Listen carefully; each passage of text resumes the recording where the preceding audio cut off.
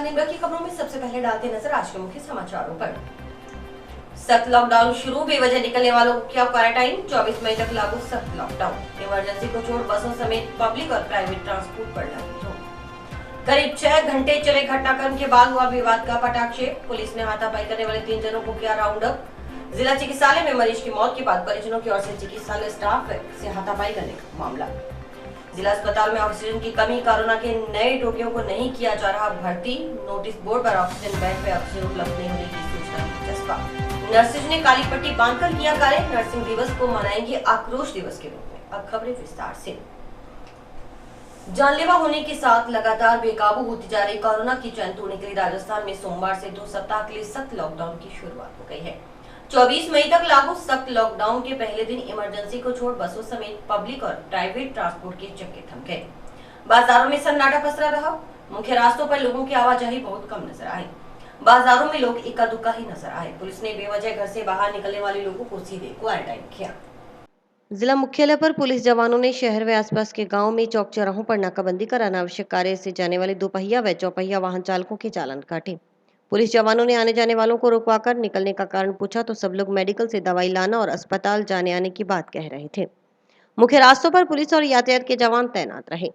नए लॉकडाउन में पहले से चली आ रही पाबंदियों को और कड़ा कर दिया गया है। लॉकडाउन से पहले की तरह फल सब्जी दुकाना, किराना जैसी आम जरूरत की चीजें उपलब्ध रहीं। सभी नियम 30 अप्रैल की गाइडलाइन वाले ही लागू हैं। अनुमत दुकानों के खुलने और बंद रहने का समय पहले वाला ही है। फल सब्जी के ठेले वालों ने सुबह 6 से शाम 5 बजे तक घर घर जाकर सामान की बिक्री की। किराना और खाद्य सामग्री से जुड़ी अनुमत दुकानें सुबह 6 से 11 बजे तक खुली रहीं। खाने पीने का सामान, किराना का सामान, आटा चक्की, पशुओं के चारे संबंधित थोक और फुटकर दुकानें भी सुबह 6 से 11 बजे तक ही खोली गईं। किसानों की जरूरत की चीजें, खाद बीज की दुकानें, कृषि उपकरणों की दुकानें भी सुबह 6 से 11 बजे तक ही खुली। अंतर्राज्यीय चेक पोस्टों पर राज्य से बाहर आने वालों को 72 घंटे पहले करवाई गई आरटी-पीसीआर नेगेटिव रिपोर्ट दिखाने के बाद ही प्रवेश दिया गया। बिना रिपोर्ट वालों को वापस भेज दिया गया। पेट्रोल पंप सुबह 7 बजे से दोपहर 12 बजे तक खुले रहे। एक शहर से दूसरे शहर जाने पर भी रोक रही। गांव में भी इसी तरह की सख्ती रही। शहर से गांव और गांव से शहर में आवाजाही पर भी रोक रही। निजी और सार्वजनिक परिवहन के साधन, बस, जीप आदि भी बंद रहे। रोडवेज व नरेगा कार्य बंद रहा। कोविड के बढ़ते संक्रमण को देखते हुए जिले में काफी लोगों की ओर से उनके घर में प्रस्तावित विवाह को स्थगित कर दिया गया है, जो कि इस महामारी पर काबू पाने में एक सराहनीय योगदान है। अभी 10 तारीख से लेकर के 24 तारीख के लिए जो नई गाइडलाइन आई है कोरोना को लेकर के, उसकी पालना के लिए लगातार गश्त की जा रही है और लगभग बाजार बंद है। फिर भी चेक किया जा रहा है कि कोई ऐसा तो नहीं है जो कहीं मोहल्लों में या दुकानें खोल के बैठे हों। जो अनुमति नहीं है, कोशिश करेंगे कि वो दुकानें नहीं खुले और अनावश्यक लोग नहीं घूमें। टाउन स्थित महात्मा गांधी स्मृति जिला चिकित्सालय में लाए गए मरीज की मौत के बाद आक्रोशित परिजनों की ओर से चिकित्सक व नर्सिंग स्टाफ के साथ हाथापाई करने से उपजे विवाद ने इतना तूल पकड़ा कि रविवार पूरी रात प्रशासन की नींद टूट गई। पूरी रात प्रशासन व पुलिस के अधिकारियों ने इस विवाद के निपटारे के लिए जिला अस्पताल में डेरा डाले रखा। चिकित्सकों की ओर से कार्य बहिष्कार की चेतावनी देने के बाद जिला अस्पताल प्रशासन के आग्रह पर विधायक के फोन करने के बाद कलेक्टर और एसपी देर रात को जिला अस्पताल तो पहुंच गए, लेकिन फिर वार्ता की जगह को लेकर प्रशासन और चिकित्सकों में खींचतान होती रही। अस्पताल पहुंचते ही कलेक्टर पीएमओ कार्यालय पहुंचे और पीएमओ कार्यालय में ही वार्ता करने की बात कही, तो दूसरी तरफ ट्रॉमा सेंटर के सामने धरने पर बैठे सरकारी व निजी चिकित्सक धरना स्थल पर ही कलेक्टर से वार्ता करने की बात पर अड़े रहे। आखिरकार करीब 1.5 घंटे बाद ट्रॉमा सेंटर में प्रशासन व चिकित्सकों के मध्य वार्ता हुई। आधे घंटे से भी कम समय में हुई वार्ता में प्रशासन ने चिकित्सकों की सभी तीनों मांगे मान ली। मांग के अनुसार प्रशासन ने वार्ता के बाद अस्पताल में अतिरिक्त पुलिस जाब्ता तैनात करवा दिया। साथ ही पुलिस ने हाथापाई करने वाले 3 जनों को राउंड अप कर लिया। तीसरी मांग के संबंध में राज्य सरकार से वार्ता करने का आश्वासन दिया। मांगों पर सहमति बनने के बाद चिकित्सक धरना समाप्त कर काम पर लौट आए। इस विवाद के चलते जिला अस्पताल में भर्ती कोरोना रोगियों की जान हलक में अटकी रही। वार्ता से पहले प्रशासन व चिकित्सकों में हुई खींचतान के दौरान कोरोना रोगियों के परिजनों ने भी जिला अस्पताल का मुख्य गेट बंद कर धरना शुरू कर दिया।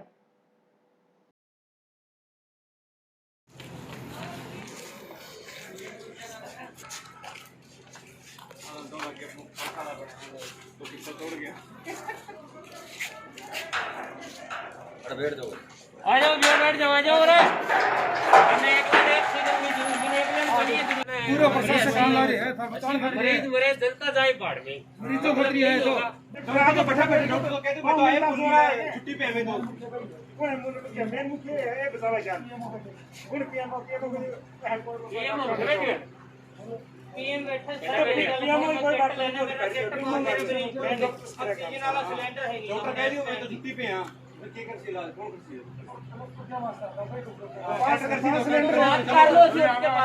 ऑक्सीजन खत्म है वहाँ पे 1 घंटे की ऑक्सीजन है जी 1 घंटे की ऑक्सीजन मरीज सब मरने लग रहे हैं। यह डॉक्टर और कलेक्टर से कोई संबंध ही नहीं है। आज 4 घंटे हो गए यहाँ पे हम हंगा करे हुए, मजाक सम रहा है। कोई इंजेक्शन नहीं स्टाफ मिले नहीं है 10 बजे कोविड के से। अंदर जी देखो ऑक्सीजन डॉक्टर तो कह रहे हैं जी 25 डॉक्टर मैं आप जाके वेखे डॉक्टर ने सीधा कहता जेड़ा तेन ऑक्सीजन वाला बेड खाली लगता उसते जावड़ा मेरा हुन मरीज पिया बिना ऑक्सीजन तो पिया कहते ऑक्सीजन है नहीं की कमी हो रही है कमी हो हॉस्पिटल रही है। में। कलेक्टर साहब यहाँ पे ब्लड बैंक के पास में आके बैठ गए और डॉक्टर कोरोना चल रहा है। बैठ- मतलब ये हुआ कि डॉक्टर अपनी बात मनाने के लिए और कलेक्टर अपनी बात मनाने के लिए यहाँ पे मरीज मर रहे हैं ऑक्सीजन के लिए। और ये हनुमानगढ़ हॉस्पिटल का हाल है जो जिला स्तर का बना हुआ है। इसका क्या किया जाए? अब तो अभी बात की क्या कह रहे हैं? बात की है, बोले जी 1 घंटे में कर देंगे। 1 घंटे बाद में हमारे मरीज डेड हो जाएंगे, उसके बाद में क्या करेंगे हम? जी तो कहने चलो मेरा मरीज बिना ऑक्सीजन तो पड़िया जी ਉਹਦਾ ਕੋਈ ਜ਼ਿੰਮੇਵਾਰ ਕੌਣ ਆ ਹੁਣ ਵੀ ਇਸ ਟਾਈਮ ਜਾ ਕੇ ਵੇਖ ਲਓ ਬਿਨਾ ਬੈੱਡ ਮਿਲਿਆ ਮੈਨੂੰ ਆਕਸੀਜਨ ਵਾਲਾ ਹੁਣ ਪਿਆ ਕਰੋਨਾ ਪੋਜ਼ਿਟਿਵ ਆ ਕਿਹੜਾ ਆਕਸੀਜਨ ਵਾਲਾ ਬੈੱਡ ਵੀ ਹੈ ਨਹੀਂ ਗਾ ਹੁਣ ਮੈਂ ਕਿੱਥੇ ਜਾਵਾਂ ਇਹ ਤਾਂ ਇੱਥੇ ਬੈਠੇ ਆ ਮੇਰੇ ਕੋਈ ਨਹੀਂ ਗੱਲ ਸੁਣ ਰਿਹਾ जी ਪ੍ਰਸ਼ਾਸਨ ਨੂੰ ਇਹ ਕਹਿਣਾ ਚਾਹੁੰਦਾ ਮੇਰਾ ਮਰੀਜ਼ ਪਿਆ ਉੱਥੇ ਬਿਨਾ ਪ੍ਰਸ਼ਾਸਨ ਨਹੀਂ ਸੁਣ ਰਿਹਾ ਪ੍ਰਸ਼ਾਸਨ ਦੀ ਗਲਤੀ ਆ ਪ੍ਰਸ਼ਾਸਨ ਮੈਨੂੰ ਆਕਸੀਜਨ ਸਿਲੰਡਰ ਦੇ ਦਿਓ प्रशासन अपना रिप्रेजेंटेटिव भेज रहे ਮੈਨੂੰ ऑक्सीजन सिलेंडर दे दो मैं प्राइवेट से ले जाऊंगा हॉस्पिटल हैं डॉक्टरों को तो मार के चले कौन करे मैंने 15 दिन से देखा डॉक्टर 12 बजे से 2 बजे तक रहते 10-10 मिनट में चेक कर रहे हैं। और 5 दिन पहले उसके एक बंदे किसी के डेथ हो गई तो क्या किया उसके ऊपर सैनिटाइजर मार गया स्टाफ के बाद और उसके ऊपर बाद में ज्ञानी जी ने फोन किया प्रशासन को तभी तक 5 बार फोन किया नहीं है एक बार भी नहीं पहुंचा कल क्या ना मसले में नौर से हूँ आपके यहाँ कौन लेके आया हूँ मेरा ससुर को लेके आया हूँ अभी ट्रीटमेंट नहीं मिलेगा 2 घंटे हो गए इसका जिम्मेवार कौन होगा जिला कलेक्टर होगा। जानकारी के अनुसार जिला अस्पताल में मरीज की मौत के बाद परिजनों की ओर से हंगामा करने से नाराज डॉक्टर्स की ओर से इंडियन मेडिकल एसोसिएशन अध्यक्ष डॉक्टर निशांत बत्रा के नेतृत्व में ट्रोमा सेंटर के समक्ष रात करीब 8:30 बजे धरना शुरू कर दिया गया। डॉक्टर्स ने मांग की कि वे कलेक्टर और एसपी से ही वार्ता करेंगे, लेकिन करीब 11:15 बजे तक दोनों ही अधिकारियों के मौके पर नहीं पहुंचने से नाराज डॉक्टर्स ने लिखित में चेतावनी दे दी कि यदि आधे घंटे तक कलेक्टर और एसपी घटनास्थल पर नहीं आते तो कोरोना वार्ड का स्टाफ कार्य बहिष्कार कर देगा। चिकित्सकों की इस चेतावनी से जिला अस्पताल प्रशासन के हाथ पांव फूल गए। इस दौरान जिला अस्पताल में मौजूद ASP Jasaram Bose, SDM Kapil Yadav, DSP Prashant Kaushik, tehsildar Danaram Meena, CMHO doctor Navneet Sharma, PMO doctor Deepak Mitra Saini और डिप्टी कंट्रोलर ने चिकित्सकों से वार्ता करने का प्रयास किया, लेकिन चिकित्सक इसी मांग पर अड़े रहे कि कलेक्टर व एसपी से ही वार्ता करेंगे। जिला अस्पताल प्रशासन ने विधायक चौधरी विनोद कुमार से दूरभाष पर संपर्क कर घटनाक्रम से अवगत करवाया। इस पर विधायक के कहने पर कलेक्टर नथमल डिडेल और एसपी प्रीति जैन वार्ता करने के लिए करीबन 1 बजे जिला अस्पताल के पीएमओ कार्यालय में पहुंचे। कलेक्टर ने 4 डॉक्टर्स को पीएमओ कार्यालय में वार्ता करने के लिए न्योता भेजा। इस पर पीएमओ कार्यालय में वार्ता करने के लिए सीएमएचओ, पीएमओ, डिप्टी कंट्रोलर जब चिकित्सकों को बुलाने गए तो चिकित्सक धरनास्थल पर ही वार्ता करने की बात पर अड़ गए। चिकित्सा अधिकारियों ने कई बार चिकित्सकों के पास उन्हें मनाने का प्रयास किया, लेकिन वे नहीं माने। कुछ देर बाद फिर सीएमएचओ धरनास्थल पर पहुंचे और पीएमओ कार्यालय में वार्ता का न्योता दिया। इस पर चिकित्सकों ने कहा कि वे प्रशासन को 5 मिनट का समय दे रहे हैं। अगर धरनास्थल पर वार्ता के लिए कलेक्टर व एसपी नहीं पहुंचे तो वे कार्य बहिष्कार शुरू कर देंगे। डॉक्टर 2 मिनट में नहीं है इतना में हंगामा डॉक्टर नहीं है इसलिए मर गया यहाँ 3 घंटे से बैठे हैं कोई नहीं आ रहा। कौन जिम्मेदार है? जनता नहीं मर रही, हम इलाज नहीं कर रहे बैठे हैं यहाँ पे कोई आई बोली हम बात करें हमारे साथ आप सर आप नहीं बैठो बात करें ना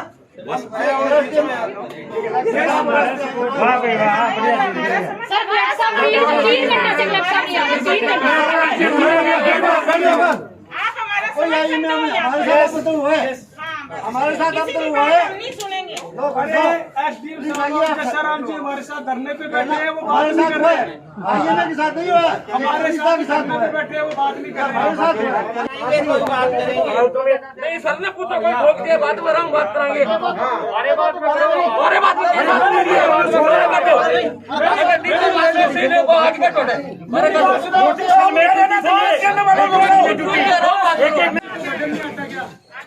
डॉक्टर एकता, मेडिकल एकता, मेडिकल एकता,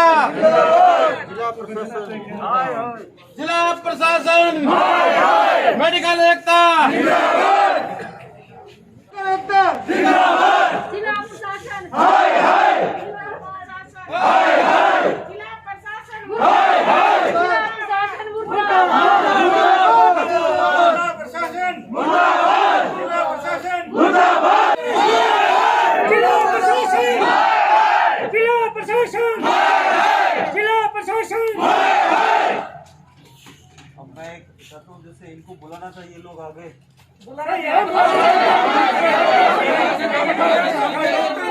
डॉक्टरों की सुरक्षा का कोई इंतजाम नहीं है। यहाँ पे व्यवस्थाएं बहुत खराब है। जो भी पुलिस जाब्ता किया गया था वो पूर्ण नहीं है।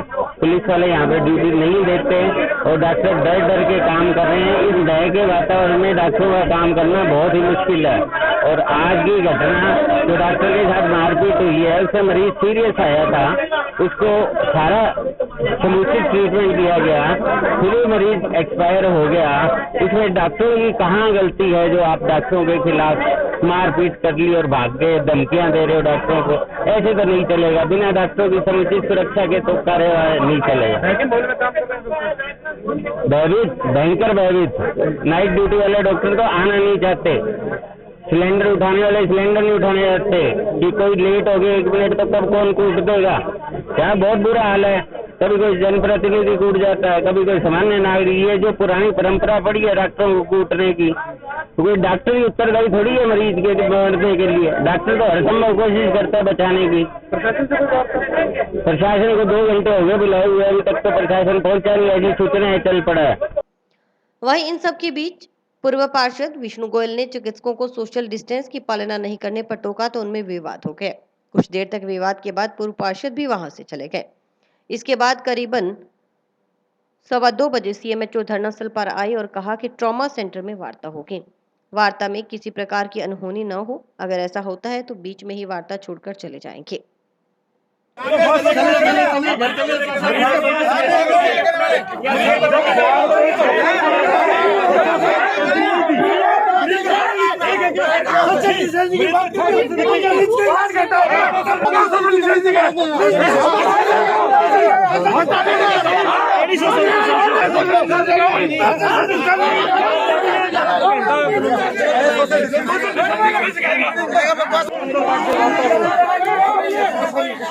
अरे यार आप नेतागिरी मत करो, हम अगर इस तरीके की बात करते हो आप भी उनकी आड़ में कोई फर्क नहीं। कोई बात नहीं है। आप में कोई फर्क नहीं अरे हम छाट लेंगे यार, प्लीज आप ऐसे मत।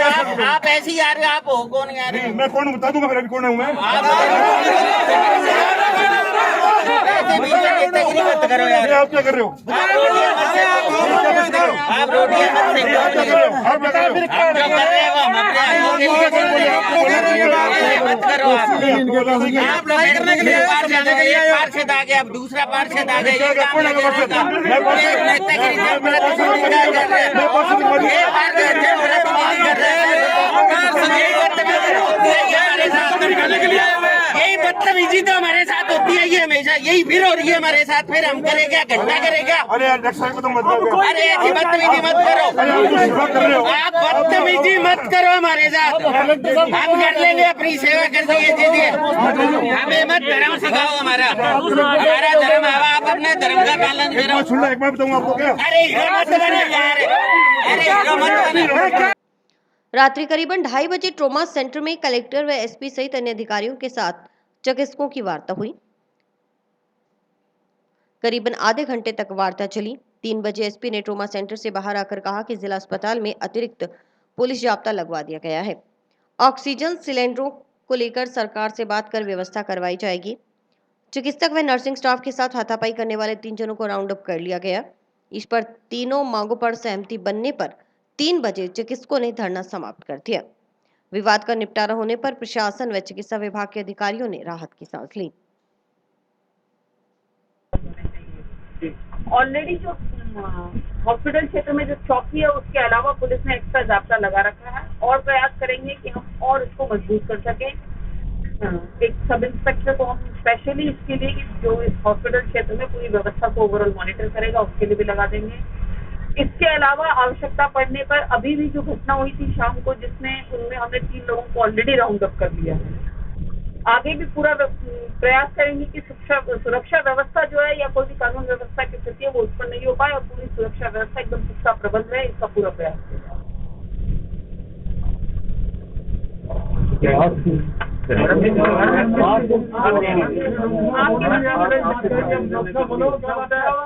आज जिला अस्पताल हनुमानगढ़ में शाम को 8:30 बजे के आसपास एक परिजन की मृत्यु होने पर महिलाओं ने हंगामा किया। कुछ डॉक्टर्स के साथ अच्छा व्यवहार नहीं किया। उससे उद्वेलित होकर के डॉक्टर्स ने लगभग 9:30-10 बजे से कार्य बहिष्कार किया, जिन्होंने यहाँ ट्रॉमा सेंटर के बाहर धरना दिया। मैं एसपी साहब के साथ यहाँ आया और जो इनकी मुख्य मांग थी कि इस कोरोना के पीरियड में परिजनों की मृत्यु पर बहुत सारे लोग गैर जिम्मेदाराना व्यवहार कर रहे हैं, तो हम लोग इस भय के माहौल में काम नहीं कर पाएंगे। एसपी महोदया ने पूर्ण रूप से आश्वस्त किया है कि ट्रॉमा सेंटर के बाहर हम अतिरिक्त जाब्ता लगाएंगे, सिंसियर अफसर्स भी लगाएंगे जो इस बात के लिए कोऑर्डिनेशन करेंगे। इसके अलावा भी दवाइयाँ, ऑक्सीजन, रोटेशन, ड्यूटी, इन सब की बातें भी डॉक्टर्स के सभी प्रतिनिधियों के साथ हुई है। इसमें पीएमओ साहब, सीएमएचओ साहब सब मिलकर के इनका सबका स्टाफ है, वो इस महामारी के संकट में सब लोग कलेक्टिव रेस्पॉन्सिबिलिटी के साथ हम लोग कार्य करेंगे ताकि भविष्य में इस प्रकार का कार्य ऐसी नौबत नहीं आए।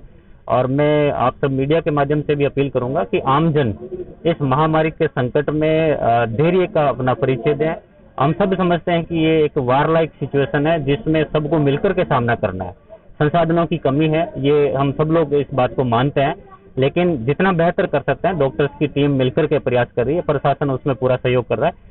तो मेरा आप सबके माध्यम से यही आमजन हनुमानगढ़ वासियों से ये अनुरोध रहेगा कि अपने व्यवहार को संयमित रखें और जितना अच्छा हो सकता है प्रशासन बेहतरीन प्रयास कर रहा है। इस समय नॉट ओनली जिले में बल्कि पूरे देश में लिक्विड ऑक्सीजन की कमी है, जिससे ये मेडिकल ऑक्सीजन बनती है। लगातार हमारा प्रयास रहता है कि जिले को जितने रोगी भर्ती हैं, चाहे वो जिला अस्पताल में है, चाहे सीएससी भादरा नौहर में है, हर जगह हम प्रयास कर रहे हैं कि आवश्यकता के अनुसार ऑक्सीजन हमें मिल जाए। अभी हमारे यहाँ प्लांट चालू नहीं हुआ, गंगानगर से हमें मिलती है और इमरजेंसी में हम लोग बीकानेर से भी मंगवाते हैं। हमारा ये प्रयास रहता है कि आवश्यकता अनुसार मिल जाए। मैं ये भी स्पष्ट करना चाहूंगा कि ऑक्सीजन इसका इलाज नहीं है। ऑक्सीजन मरीज को स्टेबल करने का एक तरीका है। अगर सिचुएशन डाउन हो रहा है तो उसको डॉक्टर विभिन्न तरीके से देते हैं। केवल ऑक्सीजन मिल जाए उसी आधार पर जिंदा रह जाए, ये एक बिल्कुल गलत तथ्य है। और दवाइयाँ डॉक्टर्स के द्वारा की गई देखरेख और सही समय पर सही मात्रा में दी गई ऑक्सीजन कोरोना से रिकवरी में सहायता करती है। वार्ता यही हुई कि शाम को जो घटना हुई थी उसके संदर्भ में 3 व्यक्तियों को राउंड अप किया गया। पुलिस उनके खिलाफ कानूनी कार्रवाई करेगी।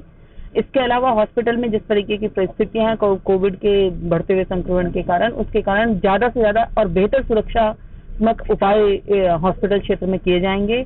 चौकी पर जो जाब्ता है उसको भी पुख्ता किया जाएगा और बाहर से अन्य जाब्ता लगाकर और एक सीनियर ऑफिसर की उपस्थिति व महिला पुलिस की उपस्थिति को सुनिश्चित करते हुए प्रयास किया जाएगा कि सभी को यहाँ सुरक्षात्मक माहौल मिले। आज की जो घटना है उसमें उसकी मौजूदगी से निश्चित रूप से घटना को बड़ा होने से टाला जा सका। महिला को कि किसी परिजन की मृत्यु होने पर उसका आक्रोशित होना, लेकिन उसमें पुलिस जाब्ते ने अच्छा काम किया और उनको घटना को बड़ा रूप होने से बचाया। तो हम पूरी कोशिश करेंगे कि जाब्ते को पूर्ण रूप से ब्रीफ करते हुए और आगे भी अच्छा काम करने के लिए प्रेरित करें। वार्ता में हमारे 4 बिंदु थे। नंबर 1, जो शाम को 8 बजे जो घटना हुई थी उनके तीनों जिन्होंने अपने चिकित्सक के साथ मारपीट की या जो अपने स्टाफ के साथ मारपीट की, उनको तीनों को गिरफ्तार करने की बात थी। नंबर 2, हमारे जो पुलिस जाब्ता के लिए विशेष तौर से ट्रॉमा सेंटर आइसोलेशन पे हमारे बराबर पुलिस जाब्ता लगा, उसके लिए उन्होंने आश्वासन दिया कि भाई अपने सब इंस्पेक्टर लेवल का आदमी है जो यहाँ पे रहेगा और उसके अंडर में सारा सुपरविजन में एक उच्च अधिकारी के सुपरविजन में सारा काम किया जाएगा। तीसरा है कि ऑक्सीजन की सप्लाई अगर निरंतरता नहीं बनी रहती है तो उस कंडीशन में पीएमओ साहब ऑथराइज है कि आगे एडमिशन होगा या नहीं होगा उसका वो डिसीजन लेंगे। और चौथा है इसके अंदर कि जो अपने एडमिशन के लिए जो ऑक्सीजन का निरंतरता वो बना के रखेंगे। ये लंबा चला आंदोलन का यही है कि भाई प्रशासन की जो ढिलाई थी उसकी वजह से इतना लंबा आंदोलन चला। बाकी हम तो सब तैयार थे कि जब भी आए अपने वार्ता करें, कोई दिक्कत नहीं थी। हमारे जिला के प्रधान है, उनके साथ हम जैसा भी वो व्यवहार करते करेंगे, लेकिन ऐसा नहीं सोचना चाहिए इतना डिले उनको करना चाहिए, ऐसा नहीं करना चाहिए। घटना को लेकर मिली जानकारी के मुताबिक जिला अस्पताल के ट्रोमा सेंटर में रविवार रात करीबन 9:30 बजे सुरेशिया निवासी कुछ लोग मुकेश सिंधी नामक रोगी को लेकर आए। उसे हार्ट अटैक आया था। ट्रोमा सेंटर में तैनात डॉक्टर भाल सिंह तथा नर्सिंग स्टाफ ने रोगी को इंजेक्शन लगाकर उपचार शुरू किया, मगर उसकी मौत हो गई। इससे नाराज होकर रोगी के साथ आए 1 दर्जन से अधिक जनों ने ट्रोमा सेंटर में उत्पात मचाना शुरू कर दिया। चिकित्सक और नर्सिंग स्टाफ से मारपीट की तथा वहां कुर्सियां यहाँ वहां फेंककर तोड़ डाली। अस्पताल कर्मी पुलिस को बुलाने चौकी गए। वापिस आए तो मृतक का शव लेकर परिजन वहां से चले गए। घटना से गुस्साए चिकित्सकों ने धरना शुरू कर दिया।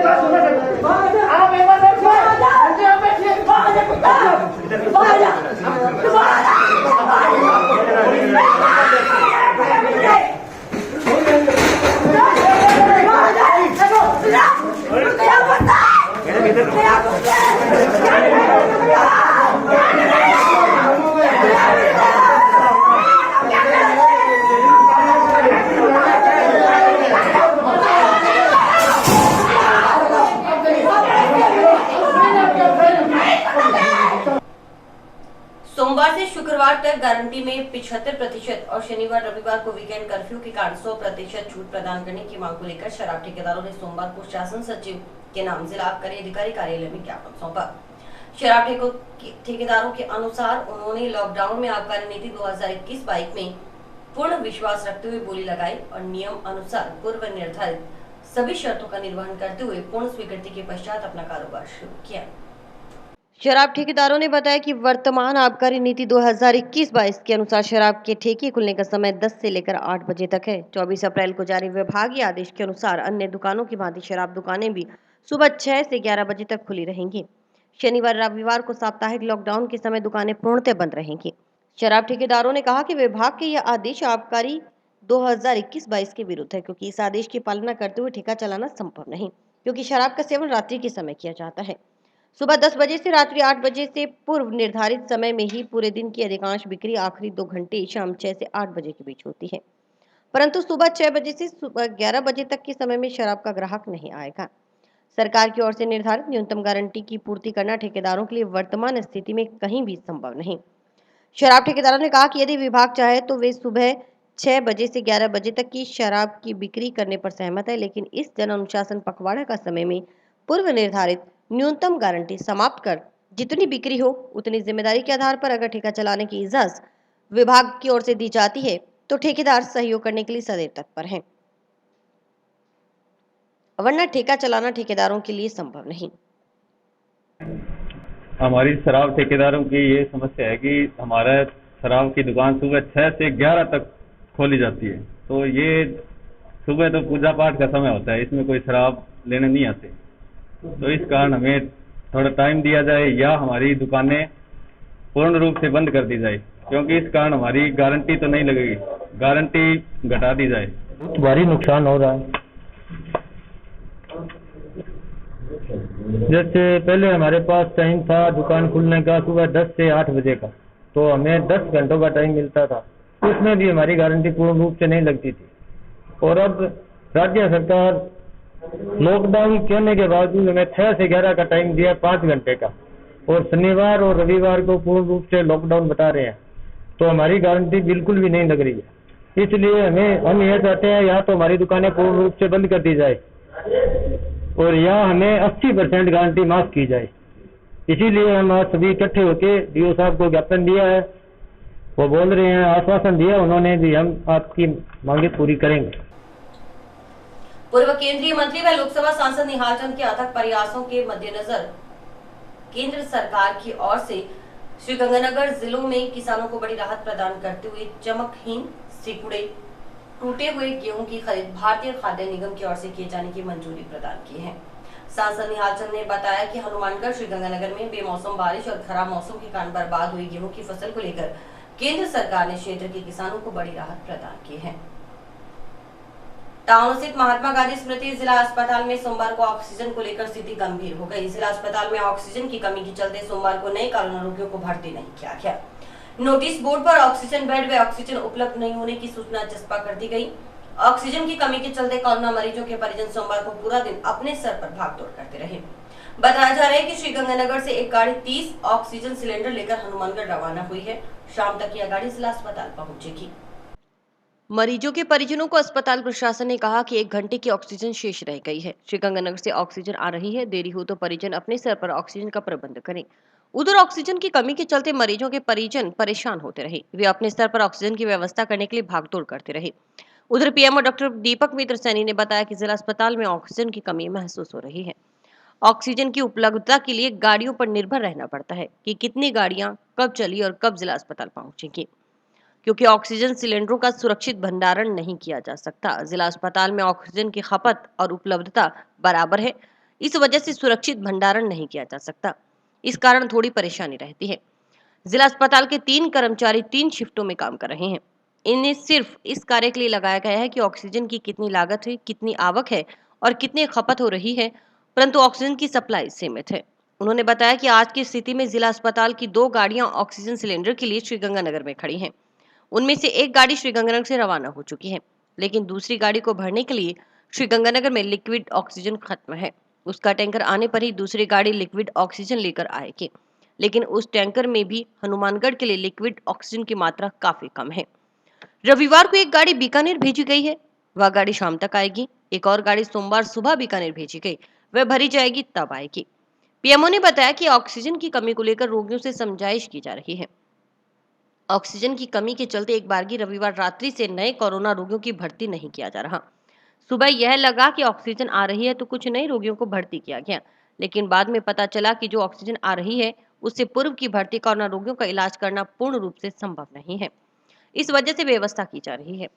पीएमओ ने बताया कि वर्तमान में करीबन 120 कोरोना रोगी ऑक्सीजन पर हैं। ऑक्सीजन जनरेशन प्लांट भी चल रहा है, लेकिन उसकी कैपेसिटी कम होने के कारण उपलब्धता के अनुसार ऑक्सीजन तैयार नहीं हो रहे। रोगियों व उनके परिजनों से समझाइश की गई है कि वे घबराएं नहीं। इन हालातों में चिकित्सक और नर्सिंग स्टाफ से अभद्र व्यवहार न करें, ताकि रविवार रात्रि को हुई घटना की पुनरावृत्ति न हो। नोटिस बोर्ड पर भी इसकी सूचना चस्पा कर दी गई है। कलेक्टर को ईमेल पर अवगत करवा दिया गया है। जिला अस्पताल के पास सुरक्षित भंडारण 0 हो गया है। दूसरी चीज है सबसे इम्पोर्टेंट ऑक्सीजन। तो ऑक्सीजन की जो उपलब्धता है, हमें उन गाड़ियों पर निर्भर रहना पड़ता है कि कितनी गाड़ी कब चली और कब पहुंच रही है हमारे पास, क्योंकि हम बफर स्टॉक नहीं बना सकते। बफर स्टॉक बनाने का मतलब ये होता है कि भी आपको कोई आपातकाल स्थिति पैदा हो जाए तो आप उसमें से ऑक्सीजन की सप्लाई वार्डों में कर सकें। लेकिन क्योंकि हमारे यहाँ जो ऑक्सीजन की खपत है और उपलब्धता है उसमें बिल्कुल बराबर की बात होती है, तो उस वजह से हम उसका बफर स्टॉक नहीं बना सकते, तो हमें थोड़ी सी परेशानियां रहती है। हमारी टीम दिन रात इस टीम में लगी रहती है। हमारे 3 आदमी 3 शिफ्टों में काम कर रहे हैं, जो सिर्फ ऑक्सीजन की कितनी लागत है, कितनी आवक है और कितनी खपत हो रही है, इसी का मैनेजमेंट करते रहते हैं। ताकि सिलेंडर जिनमें है, सिलेंडर जा रहे हैं, गाड़ी को कहाँ भेजना है, ये सब काम कर रहे हैं। परंतु ऑक्सीजन की सप्लाई है वो जो है एक लिमिटेड मात्रा में है। अब आज की स्थिति में जो ऑक्सीजन है गंगानगर में, जैसा मेरे को भी सूचना मिली है कि गंगानगर में हमारी 2 गाड़ियां खड़ी हैं और उनमें से एक गाड़ी तो शायद आ जाएगी, लेकिन दूसरे गाड़ी को भरने के लिए वहां पर लिक्विड ऑक्सीजन खत्म है। उसका टैंकर आएगा तो आएगी, लेकिन उस टैंकर में हनुमानगढ़ की मात्रा बहुत कम है।